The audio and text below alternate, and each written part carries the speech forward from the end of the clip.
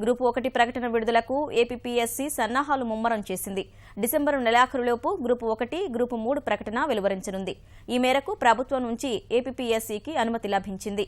సోమవారం APPSC chairman Uday Bhaskar ముఖ్యమంత్రి చంద్రబాబుతో విజయవాడలో సమావేశమయ్యారు. గ్రూప్ 1 ప్రకటనకు సంబంధించి ఇరువురు చర్చించినట్లు తెలుస్తోంది.